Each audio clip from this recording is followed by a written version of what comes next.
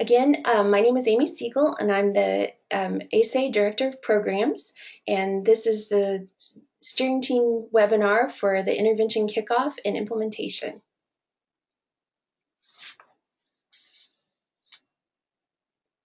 Okay, welcome one and all. You'll notice that we have 3 different sections this year that's in this webinar. We have Update 1, Update 2, and Update 3 Year Schools.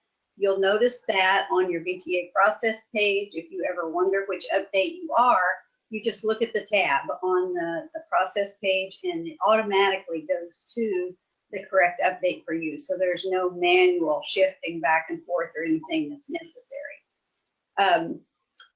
Update 1 schools. This will be your first year. So congratulations, this is kind of an exciting time.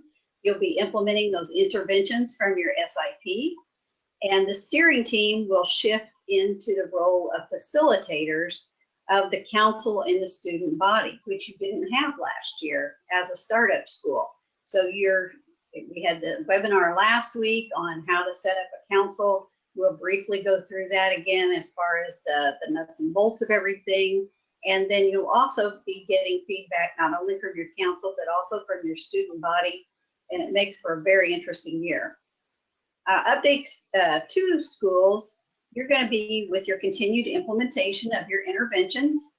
And then you're kind of in that tweaking phase. So you're just going to make the tweaks of the plan as needed with new data.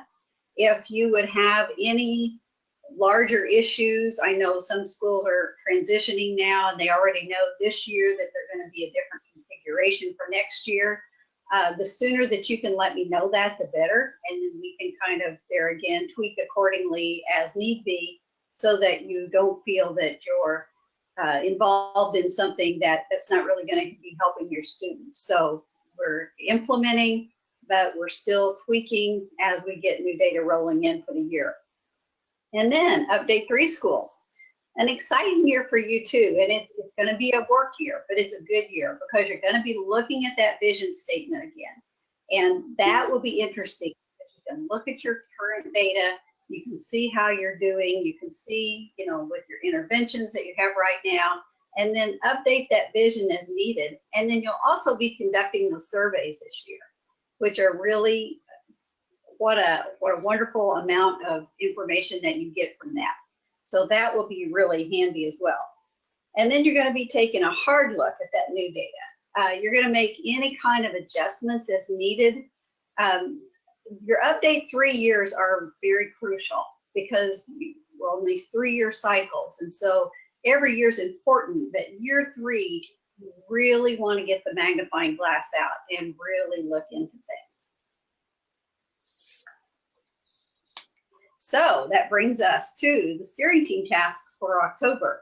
Lots of preparation and just getting the ball rolling, so to speak. So you're setting up your school improvement council, and we're doing that video today. You're creating your structure for getting input from the student body, and that's on the video as well. Just getting those kids up and going. One really crucial thing about the student body, and I'll probably say this again, or Amy will during this hour, is make sure you include all students. Don't just the student or just the student government or just a select group of students. You really need input from everyone. I don't know how many times I've had phone conversations and it comes around to out of the mouth of babes. They, and it's the kids that sometimes are the most quiet, are quiet for a reason, because they're really watching and they're really observing and they really have some good insight. So don't keep going back to just a small group of kids. Always include as many as you possibly can. And then you're going to be having your kickoff interventions with council, which there again, you're the representative of getting that council off on a good foot, getting them fired up, getting them excited, letting them know just how important they are as part of this process, because they're your outside of the walls think tank. They're seeing what's going on. They're the eyes, they're the ears. And so you want to be sure and work with them and let them know how important their input is as well. And this is all for our Update 1 schools, and of course, Update 2 and 3 you're going to be doing your council and doing your kickoff with your interventions with your council. So October's a busy month, but it's a good month because you feel like you're really getting everything up and running, and all that hard work now you're getting to see come to fruition. Tina, I just want to note that those videos that are referenced in this slide, those are already linked on the VTA process. So, okay. Yeah, yes, that's very good. Yes, thank you for pointing that out. The video that we recorded last week for setting up and updating the School Improvement Council, and then there's a video that Sue recorded, our president. She recorded last year for creating the structure for getting input from the student body. So be sure to see those as you're working. Before we go much further, I would like to make a few notes on how to make your life easy. I know that a lot of people think that we make your life difficult by saying, let's have lots and lots of meetings, but those are all good meetings and good information for you as you're doing your planning. But we do try to make your life easy.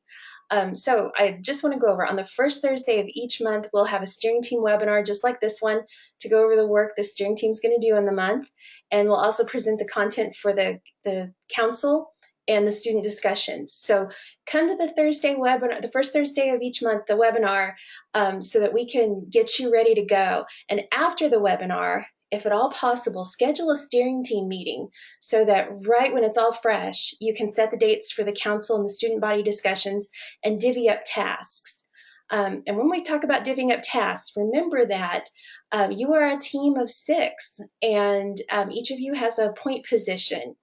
But you are not alone in doing those point position tasks. Sometimes you're going to need to ask for help. Sometimes all of you will be involved in helping one person with their point position tasks. But having those meetings to share that work and to make sure that anybody who needs support has it, those steering team meetings are really important. And we do recommend just doing those as soon as you can after the webinar. And because each step of the vision to action process builds upon the step before, we really encourage you to go to your process page and do your work in order, so that you look at section 1 and do step 1, step 2, step 3 in order, so that nothing gets confused. You don't open a discussion before you've set up your council, for example. Those process steps, we really think those through and try to make sure that you're always working in the right order so that you have everything you need for the next step. And as always, the most important thing on making your life easy, contact Tina if you have questions or need help.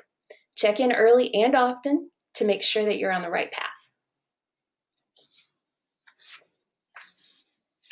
A note about this year's format, we are going to do the steering team webinars like we did last year. The part 1 of the webinar will be the council discussion video. We're doing the video so that you can see exactly what the content is for the council discussion. We're also recording it, so if you want to use our recording instead of doing the presentation yourself, you can. We also put that on the online discussion. We also, in part 2, we give you announcements and updates. We try to give you some leadership tips, the student body prompt, and that's where you have a chance to ask some questions before you're off on your own getting started. Of course, you can always ask questions with Tina later, but it's kind of nice to have it all in a group, and that way you can see that, maybe something that you didn't think of, somebody else did, and that way you benefit from their question. And then after the steering team webinar, you're going to be doing local discussions, and you have options for that. Our online system lets you set up an in-person meeting if you'd like, where you can show the council video or present the content yourself. You share reports and materials. Everybody discusses together. We do have it set up though so that anybody who can't make that in-person meeting can still do the online discussion. So we encourage you to check in on those online discussions, even if you're having the in-person meeting, just in case you have somebody adding content, adding their viewpoint who couldn't make it to the meeting. You can also do the online discussion only, and some teams go with that format where all council members watch the video and review materials on their own. All the discussion takes place online. This does require that the steering team needs to monitor and follow up with anyone who hasn't participated. And we're going to go over tools to do that later in the presentation, in today's presentation. So without further ado, we're going to start the council discussion.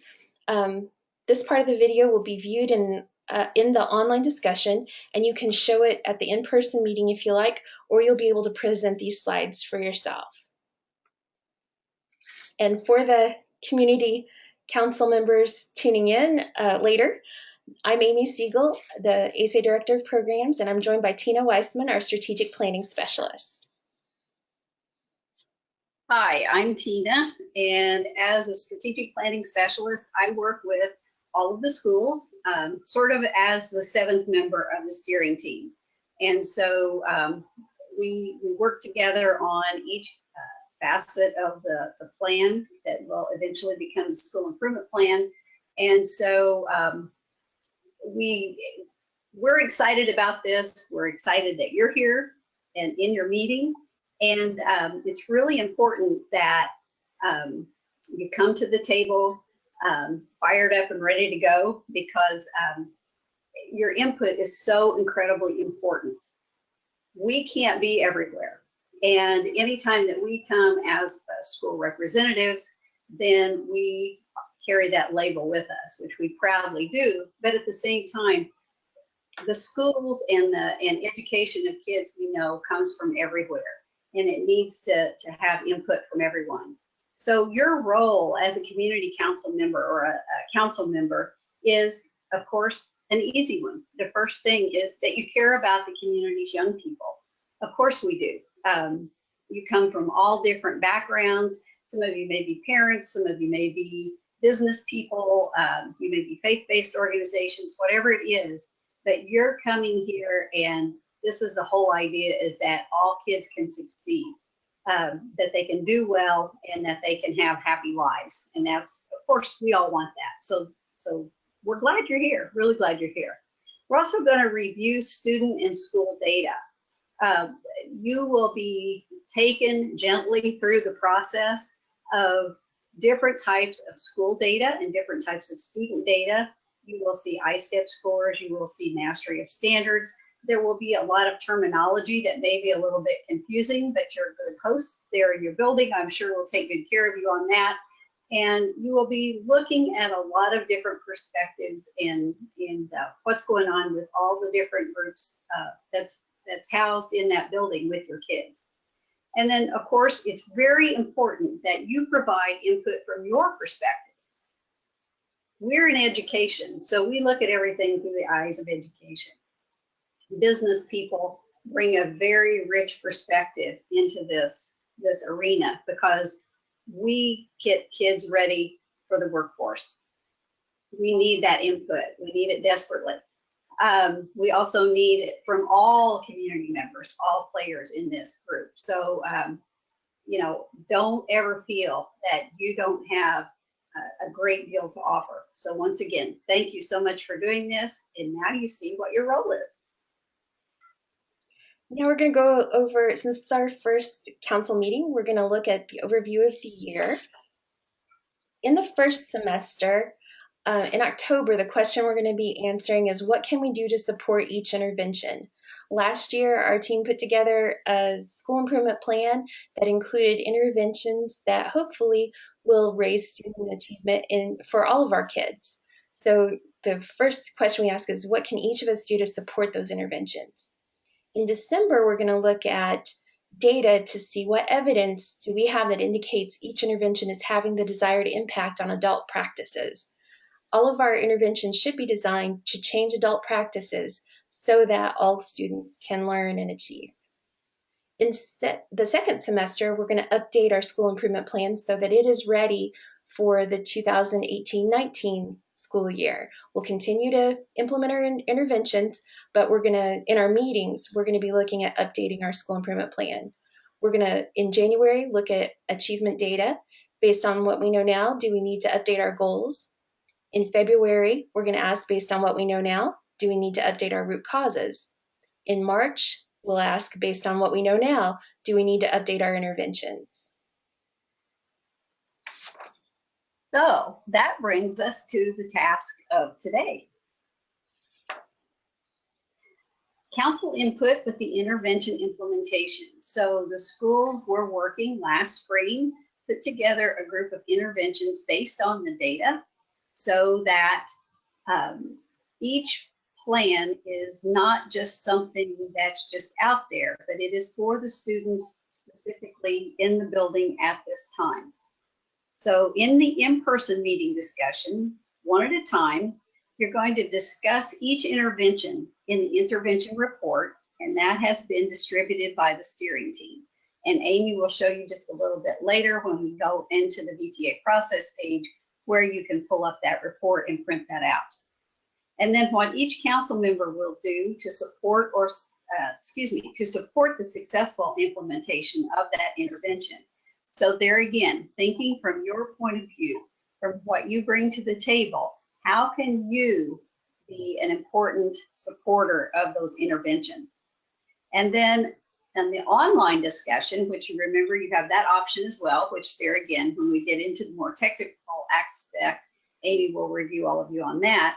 You're going to open the link to the intervention report in the instructions, and then you're going to be able to comment with a description of what you will do to help implement each intervention. So lots of opportunities to give your input of how you can help. And then after today, looking ahead to next month, in November, the Update 3 schools will be sending out invitations for their council members to review and revise their vision statement and to take the SI2 survey. So look for those in November. You'll only get it if you're at an Update 3 school. In December, all of our teams will be sending invitations to the councils to study follow-up data to help determine the degree to which each intervention has been implemented and to determine the impact of each intervention on the targeted adult practice.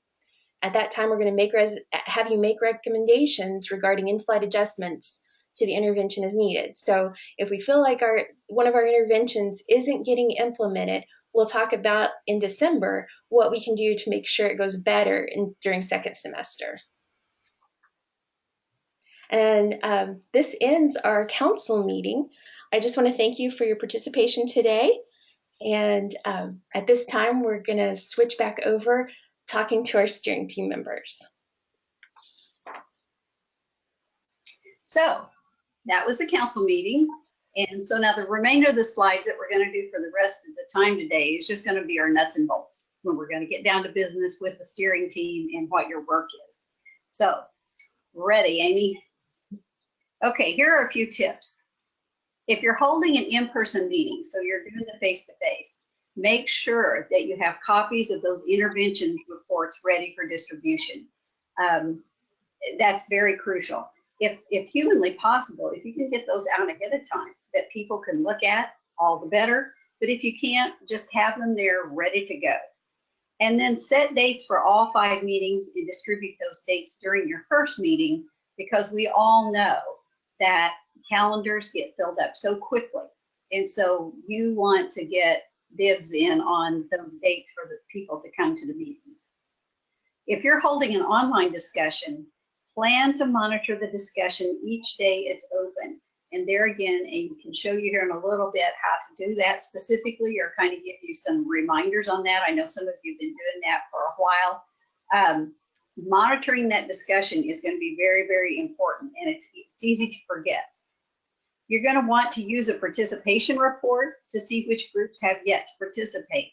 You don't want anything lopsided if it doesn't have to be, and Amy will go through that in greater depth here in a bit, but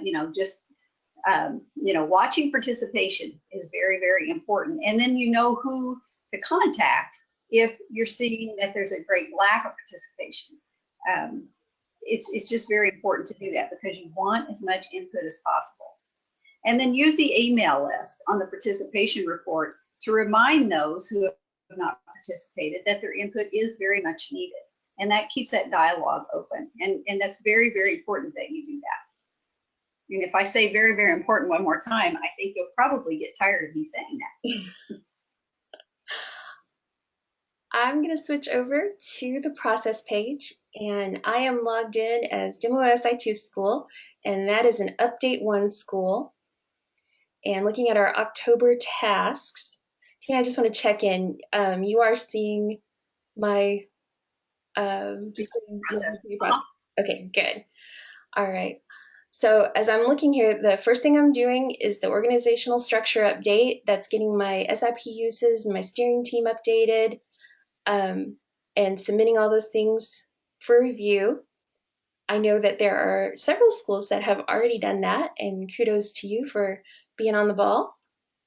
Update 1 schools, their next section is to convene the School Improvement Council. Let me switch over to another school that is an Update 3 school, and they don't have that convene section because you already have in your first section some tasks for updating your council invitations. Remember that, again, this is building, so you definitely want to get your council set up, either updated as an Update 3 school, an Update 2 school, or if you're an Update 1 school, you want to make sure you're doing Section 2 before you get into the intervention kickoff. As I said, the process really builds step by step. Also note, as I'm switching back and forth, it is also customized for the needs of your update year. So Update 1 has a whole section for convening the School Improvement Council. Update 3 is going to have the vision section. Update 1 and Update 2 don't have that. So we have customized that.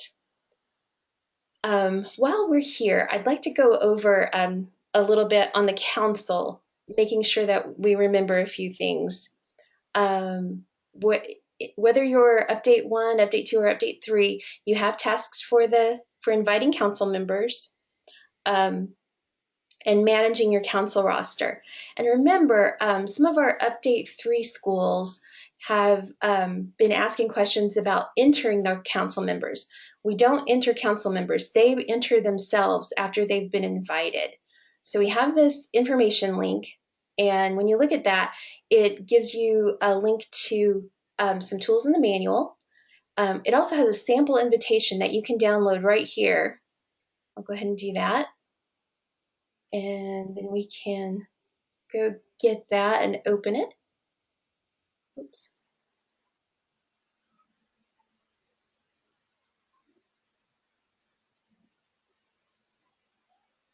In the sample invitation, we've put in red anything that you need to change to your school's information. So remember, when you're inviting folks, the most important part is to make sure that you've filled out this part to tell them how to join the council. And they're going to go to this website, asainstitute.org/join council. They're going to enter your school DOE number, that 4-digit DOE ID, and then they'll put in their contact information. So that's how they join. They don't need to be entered by the steering team.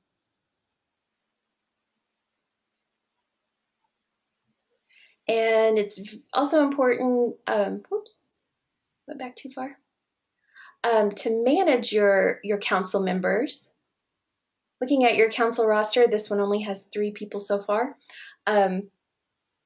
That if there's anybody who has left your school, remember you're going to be inviting all the faculty members. The whole faculty is to be included on the council. You're also including administrators, all of your school counselors. If anybody has retired or moved on from your building, you're going to want to delete them. We have a little delete button over here. If somebody tells you that they have a different email address or a different phone number, anything at all, you can go to edit, and perhaps one of your teachers is now also a parent, so you could click that and save. And now your changes have been saved. So just remember, important to update your roster and make sure it's current. Once in a while, we find that in making sure you're inviting everybody, some folks will put themselves in twice. So if you have duplicates, just go ahead and delete the duplicate person. Okay, now let's go down to, we do have that video on establishing the student body discussion format for Update 1 schools. We count on our Update 2 and 3 schools to have an idea of how they're planning on doing that. If not, you can go to the manual and find tools for setting up your student body discussion. But mostly we're going to be concentrating on intervention kickoff. In step 1, you're doing this today, participating in the webinar. We will have the council video linked here as soon as we're finished today, or we'll probably have it tomorrow morning to be realistic. You're going to watch the steering team video again if you need to, or if any of your steering team members weren't able to join you today, they can watch that here. In step 4, we're distributing the intervention summary. We've got a link there. So if you need that for your meeting, if you're having an in-person meeting, we've got that linked for you right there. And then we're opening the council discussion. And for Update 1 schools, this will be the first time you've done this. You click on the envelope. And this is something you use whether you're doing an in-person or you're doing an online discussion only. And oh, this school already has their meeting open. So this would be the view if your meeting had been opened already. And it lets me know we have some new council members. This is an important thing. If you have council members who got added after you sent your discussion, we have a tool here for you to send those again. And you just click on the send discussion invitation. And again. And again. And now all of those new council members have been invited to our discussion. So let me go over to our other school so we can see this from the outset. And this is in section 2. I'm now in my Update 3 school, but it has the same steps. And I go to open the council discussion, and this one has not been opened yet. If I'm having an in-person discussion as well as online input, I just click yes, set my date that we're having it. So let's say that we are having it next Thursday, and we're going to do it after school in the library. If we were doing just the if we were doing just the online discussion, we would click no. And we're going to say that our input, the online input, will close. Even though we're doing it in person, we still have our online input. We know that our work is due on the 31st. So we're going to close online discussion on the 27th. And click send invitation.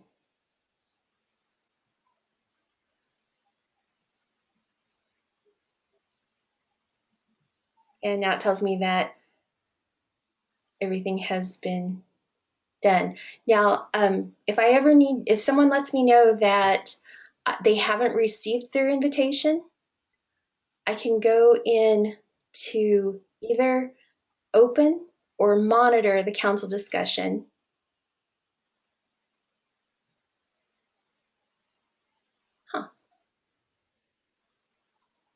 Oh, I'll have to figure out why that. Oh, I know why. We don't have steering team members set up for this demo school. Sorry about that. I just created it today. If I go to the open here, I see everybody. So this is my council, and if Matt Dillon tells me that he didn't get his email, I can go in here and copy this. I want to do it this way because everybody gets a special link to the online input. And if we were to just forward the message as steering team members, you'll also receive a copy of this. If I forwarded my message, then Matt Dillon would be able to, he would be commenting as me instead of as himself. So you always want to come back into this view and click the resend, copy the message, the whole thing. If I can do Control A Nope, I don't want to do that. I want to highlight all of the text in this, and then I'm going to right click on copy, and then I would paste that into an email to Matt. And we make that easy by putting everybody's email address right here. So that's how you resend an invitation. Back to the process. One of the things that we need to do is, let me switch over to our other school. We want to monitor those discussions, even if we're having an in-person discussion. So let's say that I am one of these steering team members. Each steering team member is listed here. I can go into monitor, or I can use the link that was sent to me in my email. And then I'm on the page and I can see any comments that have been entered. If somebody has said something that's inappropriate, I can delete it because I'm a steering team member and I have that power. I'm in as Diego Garcia, so if I noticed I had a typo or I wanted to add to what I had originally said, I can always edit my comments too. We'll go back to the process.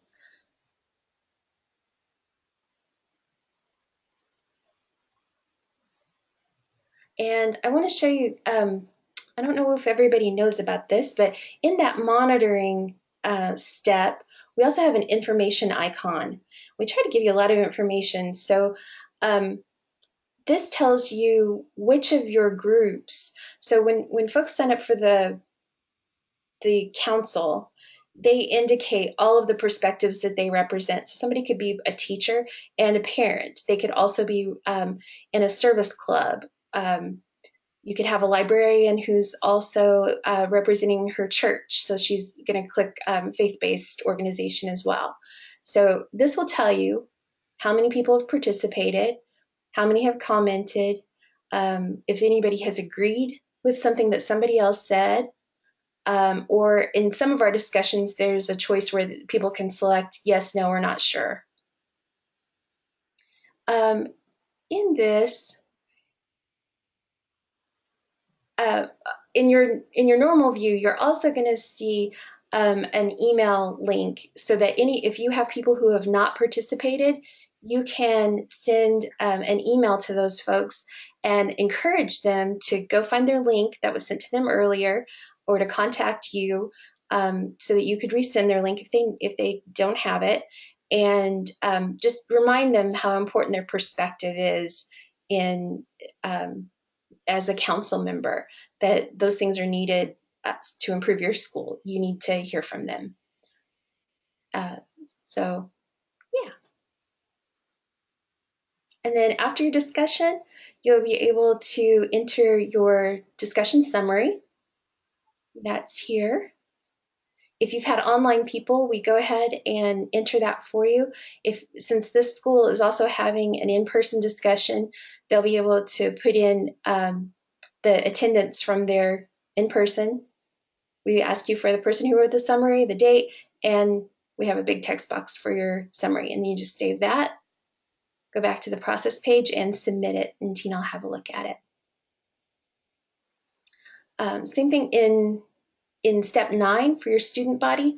We have a link to the guide for student body discussions that includes the topics for this year. There's the enter for the discussion summary and the submit button. We've also included in this month a link to your task list. If you remember from when you set up your interventions, we have this is our sample school, so it's not going to look like a real school's interventions. There was a task list set up, and we encourage the steering team to monitor that and make sure things are getting done. And as always, we give you your rubric items ahead of time so you know exactly what Tina is going to be looking for when she is evaluating work you submit. And you can always come here after you submit it and see if there are any comments and see check marks and all that good stuff. Okay. Do you have any questions about the online system or any of the tools that we have?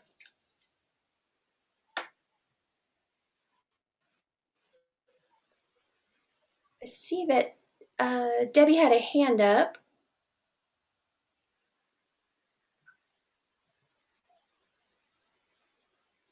I can unmute Debbie. Debbie, do you still have a question?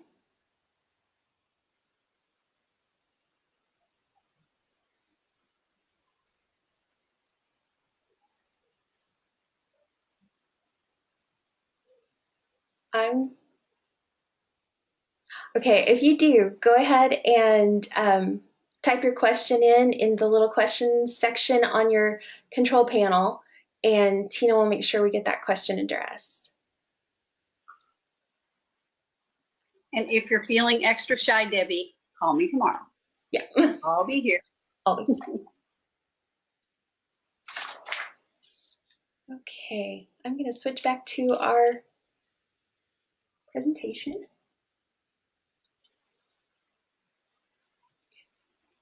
Yeah. Oh, whoops. There we go. All right.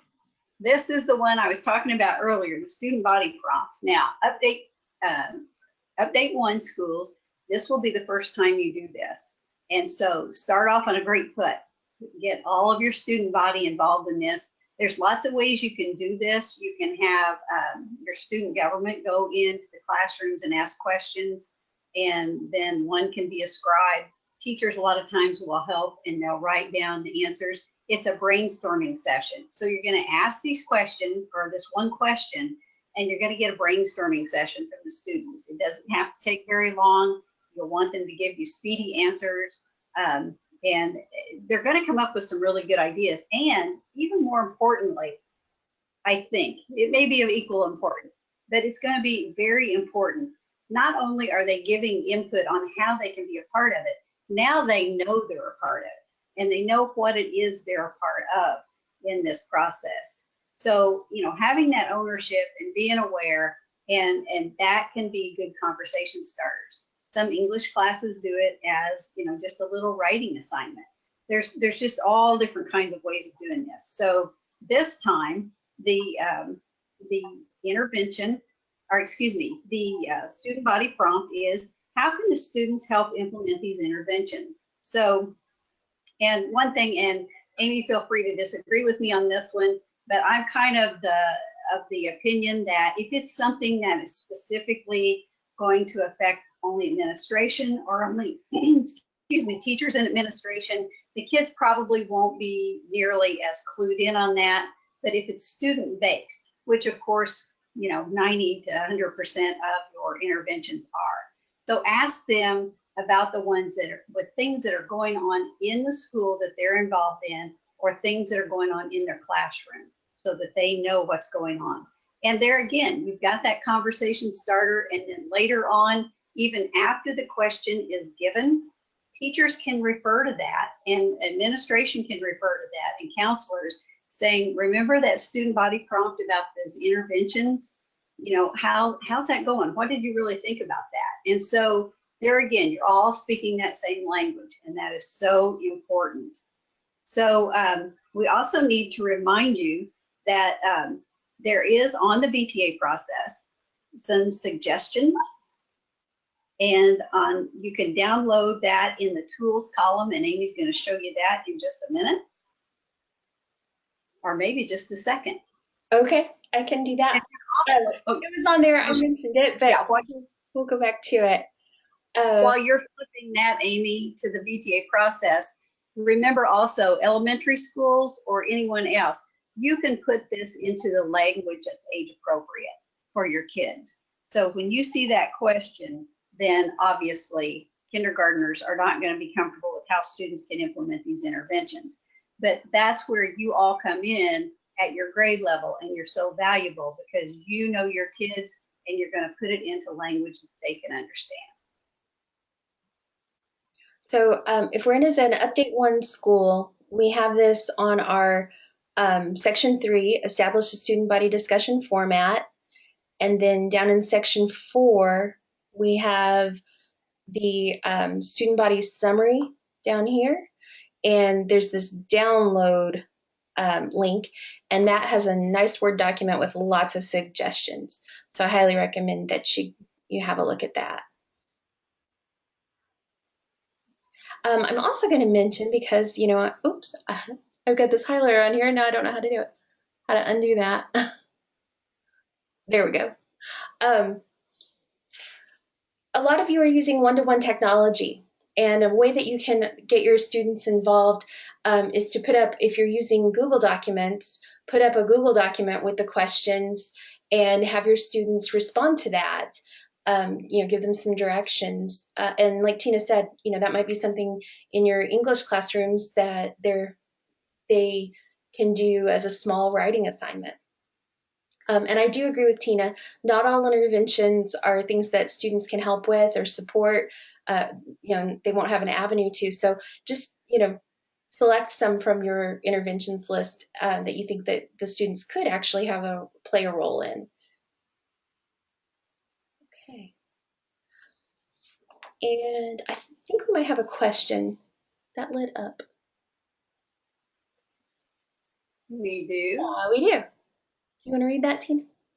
Sure. Is it okay to provide students the explanation of the interventions and then have students respond in general, as opposed to having them respond to each intervention? So let's see. Okay, provide an explanation. Yeah, that's fine. Just, whatever works at grade level or ability level, because there again, you want all students involved as much as possible, and nobody knows your kids better than you.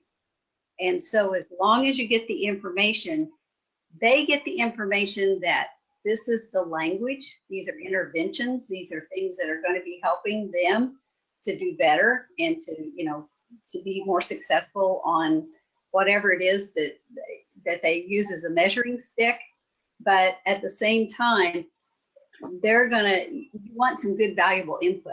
And so it has to be framed in a way that they can give you good input. I hope that answered that. We haven't. Oh, sorry. Stephanie has one. Oh, yes, Stephanie, I'm so glad you brought this up. Stephanie is working a little bit ahead here, which is great. I hope you all are behind the scenes and getting your data charts and everything up and updated. And just as an aside, Stephanie is looking for anybody that has an NWEA chart that they have put together in achievement data. If you have one, would you please send it to me? And then I'll make sure Stephanie gets that. So in the created charts for achievement data, if you have one of those, please send it to me and I will make sure that Stephanie gets that. Thanks, Stephanie. This is a great time for questions. Keep them coming. If anybody has more.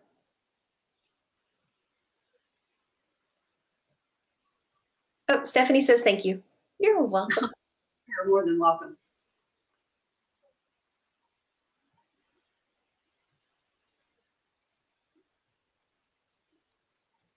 Any other questions we can answer?